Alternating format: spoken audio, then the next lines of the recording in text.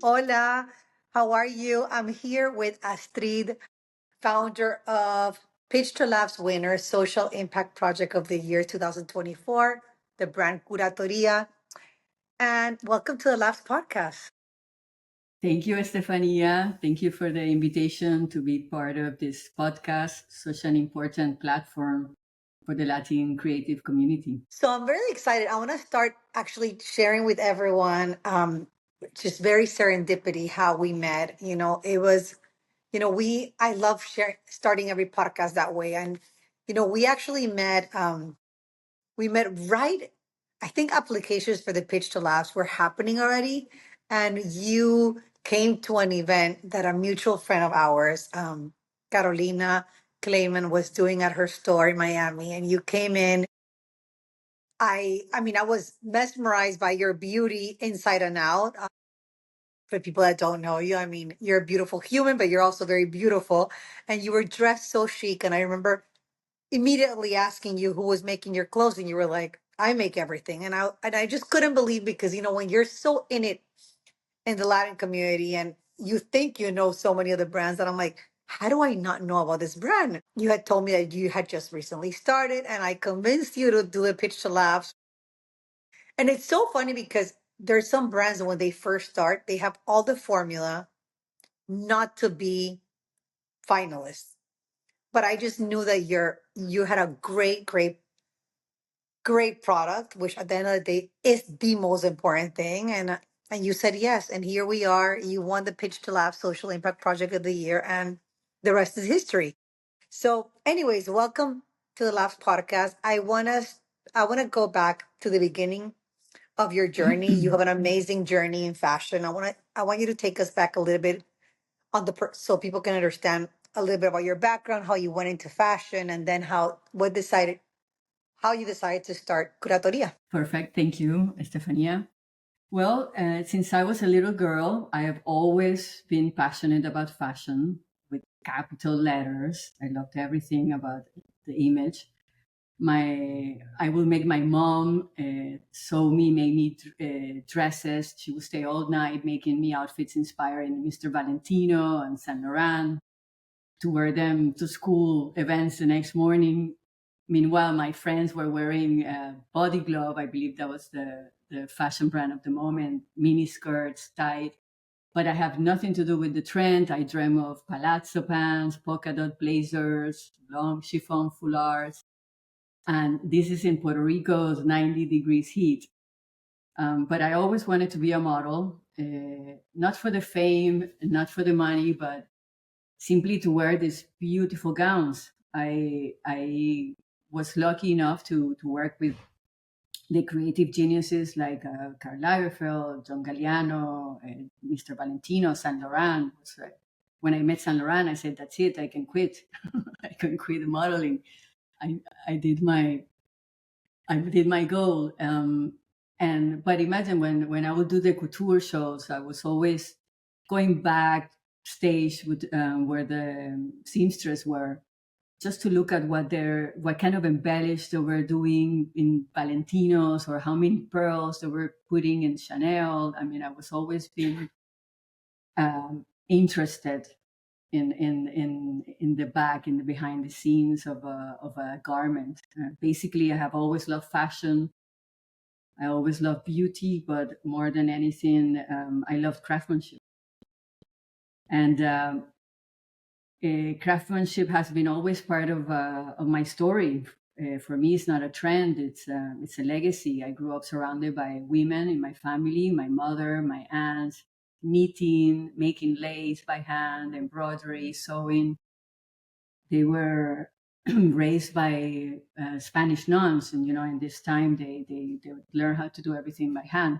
So what started as an admiration for these women in my life became the foundation for Curatoria. And then you moved back. So you're now living in Argentina. So we're actually doing this podcast. I'm in Miami right now. You're in Argentina. And what did you see in Argentina when you moved? You're married to an Argentinian, that you decided to embark. You obviously had a fashion background.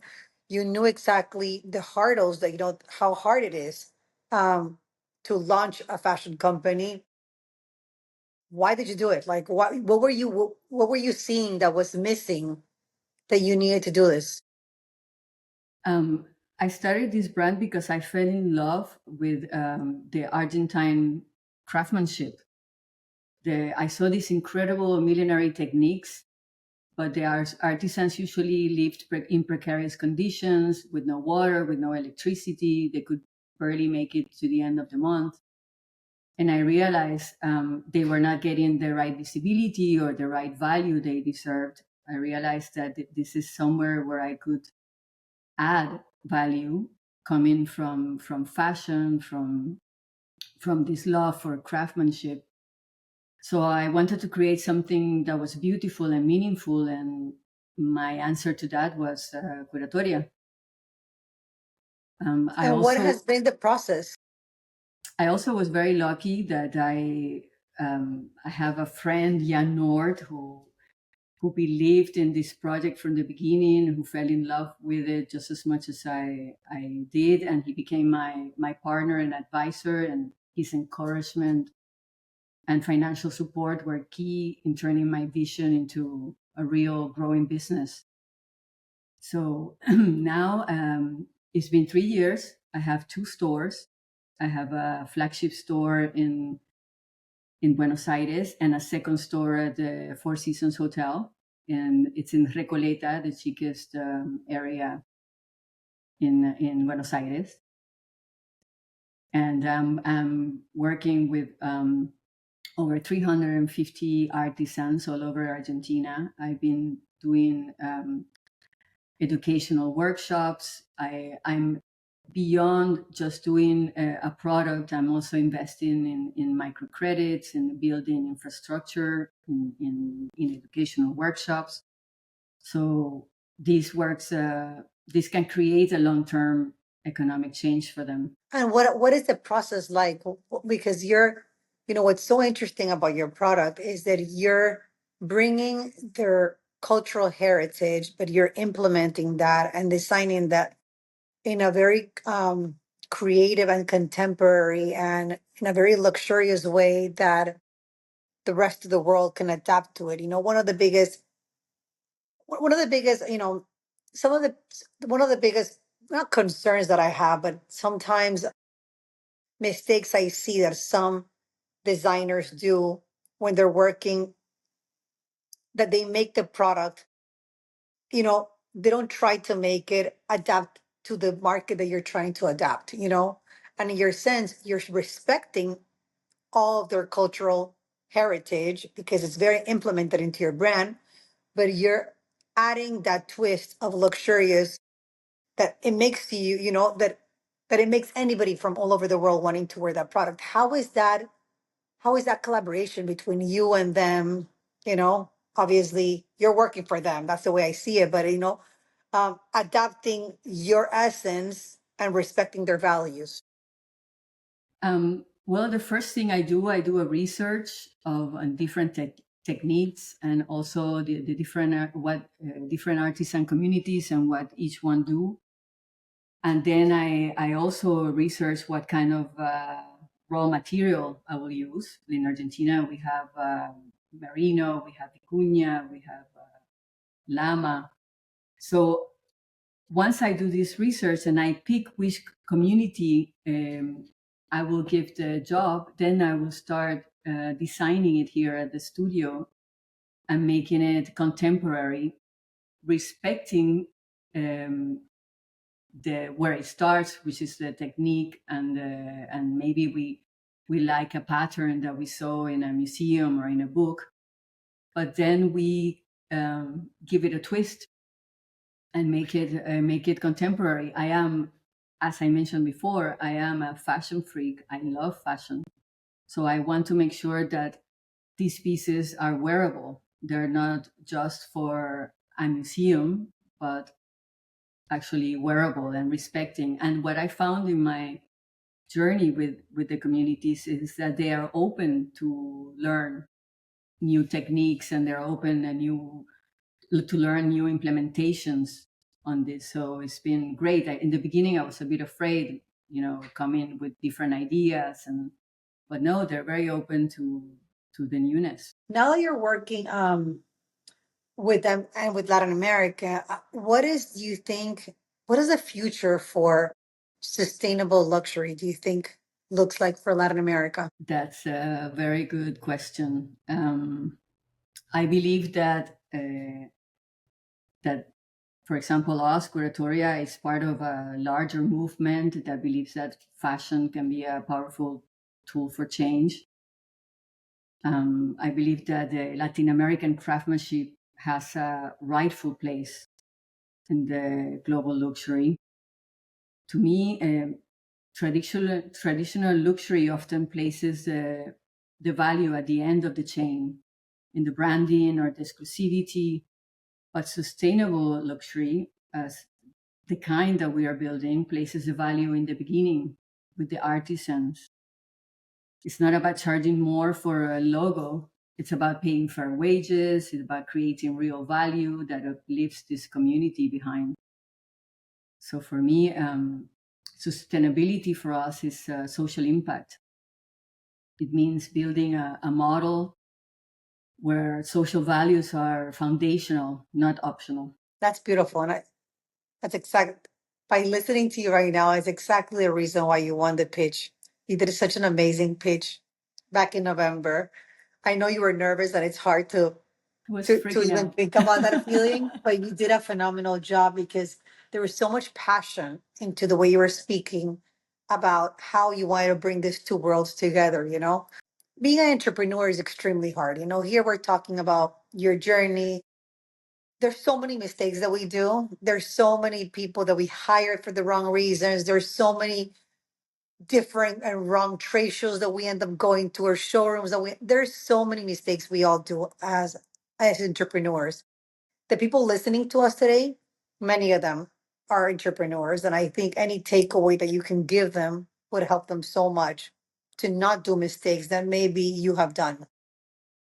What is a powerful lesson that you have learned in this journey since you started as a founder of Curateria? Which I know there's probably many of them, but if there's anything that comes to you right now. I think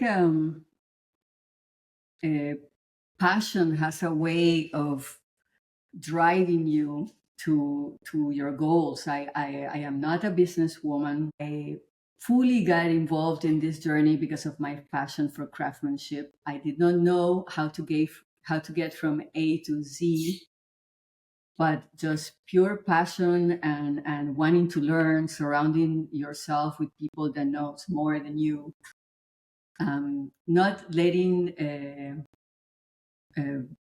negative thoughts coming to you like, well, I didn't study at the Marangoni Institute, or I didn't compare. I have friends, all my friends are designers, so I'm like, I definitely don't call myself a designer.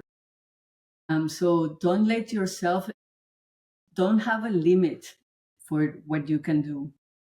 I think if you really believe in your product and you're working hard, I think the universe conspire to help you get closer. I think one of the biggest challenge I had, and it still is a challenge I hear every entrepreneur goes through, is making the right team. The team that is completely advocated to your purpose and to the company, and so that's very important. I think something I learned from every entrepreneur book I read is if somebody in your team doesn't work right, you have to let that person go right away. That's something that it's hard to learn because we're also persons and the other person. But for a business, the faster you get, I don't want to say rid of, but the faster you let this person go, the faster you can get somebody that can get on with the job. So yes, teamwork. Team building is essential. Team I always building. talk about team building is essential, especially because it's an opportunity for all of us to complement. all the things where we have challenges. None of us are perfect, and we have to complement each other on the weaknesses that we all have as founders. So it's so important surrounding yourself with people that are smarter, more talented, super hard workers. And now we have the challenges of, like, how to keep them motivated. And especially some of this, some people have, different generations. It's not easy.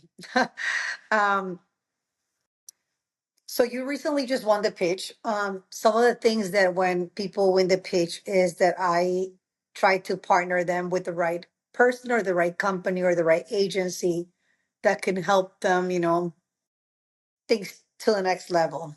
Walk me through a little bit of, like, what's next for Curatoria. What are you working on right now? What can we expect from you right now? I'm very lucky to have her as a mentor right now, thanks to you and to the LAFS platform. And she is helping me organize and consolidate a bit more on the pricing, on various strategies. The idea, the most important part for us this year is to get into the American market. And we are doing this now by the hand of Moda, thanks to Labs as well. And also Labs opened a few other retailers that are interested in us. So I think it's very important to that's another advice I have, is to take your time. It's very exciting when everybody wants to close, but take your time to make the right decision for you at that time. Take so For us means just looking for the right partner where we can grow together, where they understand the slow fashion of craftsmanship. And for me, I think I would like to go visit different markets in the United States and get the story across. It's very important to tell the story, for storytelling for us. So yes, I actually, before I met you and Laugh, my idea was to start in Europe, because that's where I came from as a model, and that's where I also was a photographer. But Labs opened a whole new world for us that it makes sense. It's actually closer geographically, and our client, sorry, our clients here in Argentina, they're mostly Americans as well. So I think our product will be liked. So yes, opening the American market. And we're one of the few countries with less taxes now. We were the highest, and now we're the lowest. So All right. that's also wind in our favor. I know. What are the chances? The only country. Now I have to go to Argentina to activate Argentina, because now there's opportunities. So for everyone listening, one of the prizes that the three winners win is they win a trunk show with Moda Brandy, that has been a retail partner of ours since the beginning of Laughs. And it's great. The upcoming trunk show for Curatoria is coming up right now. April what? It's April 25th to May 12th. it's super exciting. So please, I invite you guys to be on the lookout, because it's exciting, an opportunity to not only support a young brand, but also support a brand creating social impact, which is so important. Um, what is what's an advice that you can give to someone that wants to embark in a space like yours? It's a space where, because of so much unbelievable artisanal work in so many countries, in Latin America, in Guatemala, in Mexico, in Peru, in Argentina. I mean, we have them all over. It's one of the questions that I get asked the most. Um, what advice would you give to a young person wanting to embark into this journey? Doesn't even know how to, doesn't even know if, let's not even talk about the financial component here, which that's a complete different thing. But it's just what is the best way on going about it. I understood early in my journey that to be able to be to have more impact in this social impact brand, I was not going to make it selling buying one sweater and selling it. I have to create a way of scaling the business. So for me, it has been very important the past 2 years. We have 3 years in the business. So the first year I've been focusing on product, but then the past 2 years on scaling the business, which is getting a bigger network of artisans. Right now we are working with 350, but we can. There's 1,200 families available to work. They're from 70 communities, so we are reaching them. We're going to the furthest places where nobody has been. We are reaching them to give them workshops and to educate them for them to work with us and to be able to scale. So for it, and that was one of the questions at the pitch. How would I scale? And it's working with more artisans. It's reaching more artisans and educating, because it's a long process. We don't only give them design workshops. We have to give them quality control. We constantly have to be in communication. We have to send them the material, the raw material. It's a added cost. It's I think I have an investment. I think I value, for example, other brands that have been longer working with artisans, and it's either with time. So time can build you this network, or with investment.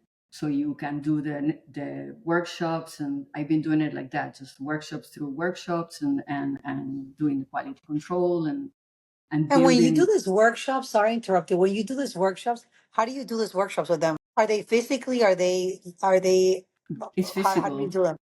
That's my favorite part of this. It's we go, we pick which community and what technique we want to do. For example, our last workshop was in November. So we went to the north and we wanted to do the looms weave and the hand knitting. So we called a few leaders of different communities and told them that we wanted to do that. Originally, they said there were going to be 25, and actually, when we got there were 50. So we were really excited that they really want to learn. They really wanted to come. And once we are there, so the way we do is we not only teach them what we are going to use, like our models, but we also teach them models that they can use. So with other clients. So we do half and half. And in this workshop, this last workshop, they all wanted to learn Curatoria's models because they understood that we are a means for work and for progress. And that, I was crying but we go physically. We stay 2 weeks. We went. It took us. Imagine on the way there, we broke a tire. On the way back, we broke the tire. It's so difficult to get there. We were the first people to get there, so we go where nobody goes, but you find this beautiful talent and people. Are you thinking on expanding? We were just touching on, and we've talked about it, which is on scalability. How do you scale when you have a luxury brand, a sustainable luxury brand, and you want to do everything the right way? But how do you? Are you thinking about expanding into new markets, into new communities in Latin America, so you can expand and have a different product assortment, or you're thinking about maybe adding different SKUs on entry level price points that are not made by hand. I What's your did take on both. this? I did both. I went to Peru to look for. Peru has such a long history of manufacture and craftsmanship and textile. So I went to Peru to get more of a hand machine weaved. And also they have knitters and weavers. And so we are working with that. And that's also because we are actually breaking the mold in Argentina. So everything it's new. And in Peru, they've already been doing, so prices are more competitive in Peru. So we did that. And then here we opened different categories like leather, and we have our atelier of sewing. So we're working with handmade linens. We make our own fabrics because it's difficult, the importation of fabrics to Argentina, and also doesn't go with our purpose. So we started to do leather clothing, which we can scale. We can scale with leather. We can scale with our dresses and pants and everything we're doing in our atelier. That's to complement what we're doing with the communities, because it takes longer. Like other brands that have been doing this for 10 years, it's only time that can create, because this kind of artisan relationship, it's a trust, it's a human component. It's not automated, so it takes time for you to trust each other that you are going to be good on your word, that when you say you're going to give them work, they're going to receive it. And this takes time, so that's why I looked for other ways to accelerate, be sustainable. But the idea is that everything comes back to the communities. That's our purpose. That's our core. I'm excited, Astrid. I'm excited on everything that's what's next for your brand. I believe that it's going to go so many places because it's so amazing. And, I know you don't call yourself a designer, but I think you're a creative genius. I think the product are so beautiful. So if you're not a designer, who's a designer? Um, and I'm excited, and huge congratulations of everything that you're doing. And I can't wait for everyone to shop the collection at Moda Brand. Thank you. It's been amazing. I think it's been a milestone for us to win the pitch to LAFS. It's completely directed us in the right way. And all the work that you're doing, all the support of the community that we felt there, even the brands that we were competing, and everybody was such a community. Everybody helped with the mannequin. Karina was running around lending us mannequins, and I don't know, everybody was really welcoming. And Well, thank you for believing in us. And I would like to finish this with my favorite quote, and I think it's the first post that I did for Curatoria when we started. It's a quote from the Uruguayan artist Torre Garcia, that he says, "Nuestro norte es el sur, our north is the south." And us as Latin Americans, we've been conditioned to look to Europe and the north for validation, to admire what they create. But we rarely turn inward to recognize the treasures we already have. If we begin to value what's ours and unite as a region, we have the power to stand alongside any global force. So we don't need to imitate. We need to reclaim and revalue what we have. And I feel like you are working towards that. Well, I think we're just a platform. What we're doing is unifying all of those voices of all of those people doing beautiful things, and they just need their voices to be heard. And thank you for sharing that quote. Thank you so much. Thank you, Estefania.